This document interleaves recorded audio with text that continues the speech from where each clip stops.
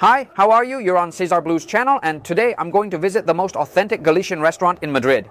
Well, yes, I'm in Madrid and I've been wanting to have a good feast of Galician food for a while now. And that's why I found the place behind me called El Lacón, which opened in 1977, the same year I was born, and they brought the traditional Galician tavern concept right here to Madrid. It's perfectly recreated, and inside it's just as it was when they first opened it.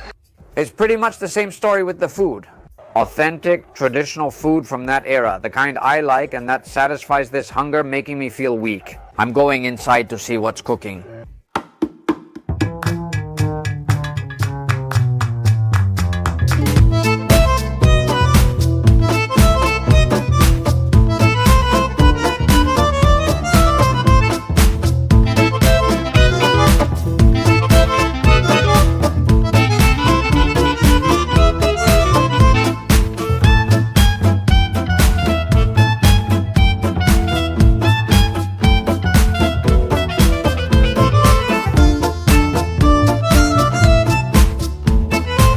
Well, here I am, inside the restaurant. This is like a trip back in time because that's basically what it is, a Galician tavern. I've seen many of these while walking the Camino de Santiago and visiting small towns and villages, and it's exactly the same as what you can find in those places. Well, it's both a bar and a restaurant at the same time. A bar where you can even eat standing up, with its counter with the columns also surrounded by a small bar so you can have a drink and high stools. And then it has 3 tables, exactly 3 tables that are like this, kind of like long benches, and where you can eat according to one of the little signs there. Portions about portions. The tables are reserved for that, for the portions, for abundance, which is what we've come to try today. Hey, portions and a variety of Galician food. Although the menu starts with a very Madrid-style recipe, which is alioli, and you can see how it's written here in Madrid, alioli potatoes, really good alioli. Anchovies, octopus, Galician broth, Spanish omelette, empanada, Padrón peppers, Lacón platter. Hey, it even rhymes since we're in the house of Lacón. Well, they call the big platter the Lacón platter, Galician cheese platter, blood sausage, pig's ear, tripe, chorizo with potatoes. I'm reading the whole menu since it's almost done. There's little on it, and I love that kind of specialization. The fact that they've been doing the same things for so many years, just a few dishes, is making me salivate like crazy. They also offer chopped pork knuckle, whole pork knuckle, or lacón with turnip greens and wines. They have 3 types of white wine and 3 types of red wine. They have a jug of cloudy wine, a bottle of Rueda or Albarino, and for red wine, they have Rioja Ribera or Rioja Crianza. And that's it. The menu is pretty much decided, so now let's get started with the food. So the party starts with this wonderful plate of olives they give you as an appetizer along with your drink. Also, what you're seeing here are alioli potatoes. Here in Madrid, these have always been called alioli potatoes. Potatoes with mayonnaise, garlic, and parsley. And as for the drink, the cloudy wine, it's an Albarino that they serve here by the jug or by the cup. In this case, I ordered a cup. It's known for being a pretty strong wine, and you'll go home feeling really happy after drinking it. I can't wait to start eating everything I've ordered. I was going to order something else, but they told me to slow down, Madaleno, that I might be overdoing it, that it's way too much food. So, well, let's start trying some things. These olives are so good. The kind you have with a beer in Madrid. For as long as I can remember, all my life. How much I miss this. The place is getting crowded. I have a reservation, so how are the potatoes? This really reminds me of my mom's potatoes. She's made them like this her whole life. And are they exactly the same? It's a refreshing bite with a taste of free because it comes with your drink and it's an absolute delight. Hey, this isn't going to stay here, not even for a second, right? I know there's a lot of debate about alioli. Here it's spelled like this, and we've always called this alioli. They're very good, well cooked, fresh, but have too little garlic for my taste. As you can see, nothing will be left here. They've already brought the bread, and honestly, just look at how it looks, right? Wow, listen to that crunch. Makes you want to order a second serving of bread because this is amazing. The feast is about to begin with what I ordered. The bread is great, isn't it? I assure you, with the atmosphere and the bread, I already feel like I've traveled to Galicia without leaving Madrid. This cloudy wine is really good, pretty sweet, right? I think I'll have another cup. Let's keep going. Oh, this is something you always have to order, no matter what, right? Galician broth with its beans, with its potatoes, with the cabbage, although in this case I'm not sure if it's cabbage or turnip greens. Anyway, well, here it is in the traditional clay pot.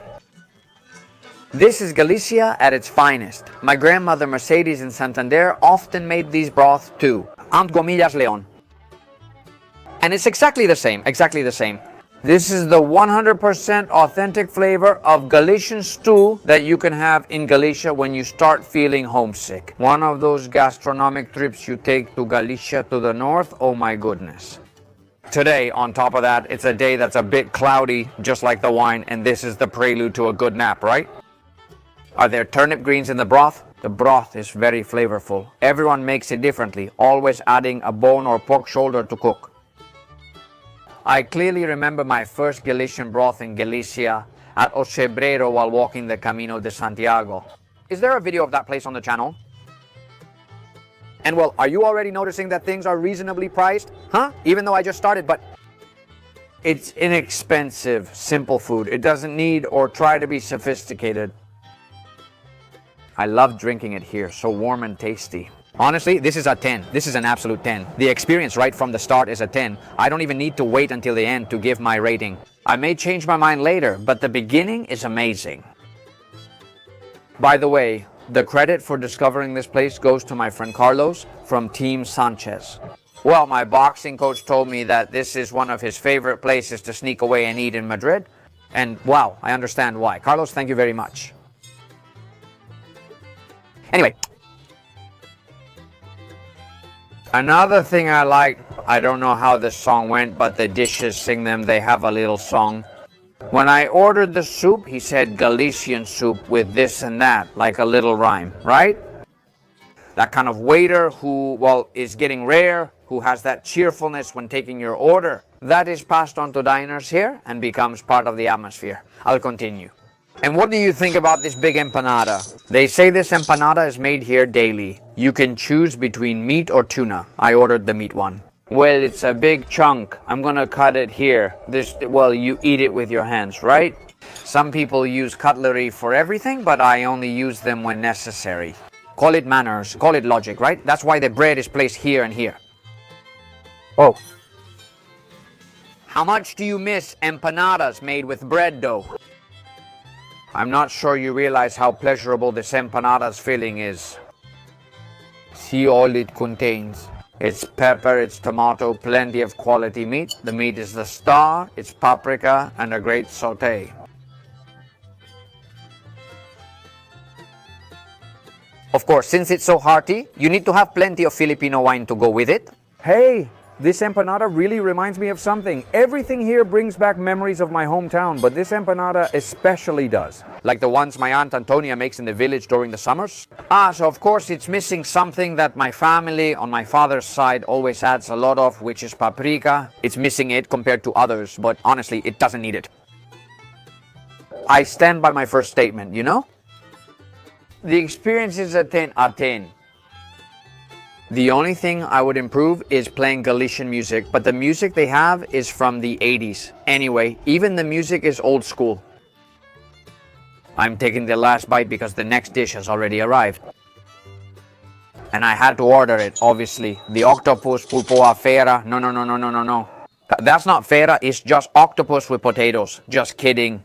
Here you have your octopus, salt, oil, potatoes with lots of paprika, and your fork for the octopus. No, because then you'll come at me with the toothpick. Well, here's the toothpick. Although, well, my palate isn't developed enough to notice a difference between picking it up with a fork or with a toothpick. But there are people who say that with a toothpick, since you only poke it in one spot, it loses less juice than if you use a fork, since a fork has 4 places where it can poke. And well, that's what they used to put on the boards at fairs, so that, well, they didn't have to wash them. The cutlery, because they didn't have anywhere to wash them. Anyway, I'm going to dig into this nice little octopus. Here we go. It has 2 layers, one on top and another underneath, right? Hey, 2-layer octopus and paprika. Watch out. I think the paprika is the sweet and sour kind, right? It's spicy, but just a little bit, that's all. I'm in Galicia, so of course the octopus is great. I wonder how the octopus experts would cut it. The potato, I'm gonna cut it with the fork, okay? Sorry if it's supposed to be with a toothpick too. It's so good. The potato is really good. Well, things to say. Is the portion generous? Yes, octopus is an expensive ingredient, and therefore octopus dishes are priced accordingly. Yes, but I don't think it's excessive, okay? I mean, keep in mind that with this dish you've eaten, okay? I order a lot of food in the videos to show it to you, but look at how many potatoes there are and how much octopus there is. How's the octopus cooked? Here, just like with chopsticks and the fork, there's a lot of dogma and a lot of theory. If it's overcooked, it gets softer, but it also loses a lot of its flavor. If it's undercooked, it's often too tough. Sometimes low-quality octopus is chewy, rubbery, and flavorless. That's not the case here. Earlier, I said there were 3 tables, but there are actually 4. The place is already packed. Lately, I feel like the food lacks salt. Since I usually prefer salty foods, I notice it. Let me tell you, just between the alioli potatoes and these, I'm already getting full. Hey, what about the wine? Is it cloudy? No? Is it Albarino? It's a local wine that's made in the Ribero area, and that cloudiness comes from some yeasts that are suspended in it. I look so strange without my hat, huh? I actually left my hat at home. Technical error on my part. But anyway, these little potatoes are really good. Slightly smash them so they absorb some of the oil you put on the octopus. This is a wonderful dish, huh? Really? There's always avant-garde cuisine and new creations, just as this was once new. But this, I don't know about you, but this is my favorite part, especially with food. Lately, when it comes to choosing restaurants, when I see it says fusion, signature cuisine, and so on, it's not that I don't go, but I try not to. It's just that automatically, if I can choose, I don't pick that one. I prefer these traditional classic chefs, these recipes that have survived, and it's for a reason. This isn't just a trend. This has been here since before we were born. Me, a little more fire and bread to break it up, and let's move on to the next dish. Very traditional, super traditional, Galician, which has a name, surname, and place of origin. And so we're traveling to Padrón in Galicia, of course, to enjoy their fabulous Padrón peppers. Padrón peppers, some are spicy and some are not. Recently, the ones I've had aren't from Padrón. They're from Morocco. I don't know the origin of these, and I have nothing against Moroccan ones. What I mean is that most aren't spicy, so let's enjoy this generous serving of Padrón peppers. It's not spicy. If the third isn't the charm, none will be spicy. It's hard to please everyone, since some like spicy food and some don't. I respect everyone's preferences. If you like beets and I don't, you order them and I don't. For me, it's annoying when Padrón peppers aren't spicy. They're good and the portion is generous. The same will likely happen with the octopus, and I don't want to get involved. I'm sure the octopus wasn't caught in Galicia, and these Padrón peppers, I'm sure they're not from Padrón, even though that's what they're called. The healthiest item on today's menu is this. You can taste the oil, but like sunflower seeds, you can't stop. All the portions are ideal for sharing. They don't do half portions, I asked.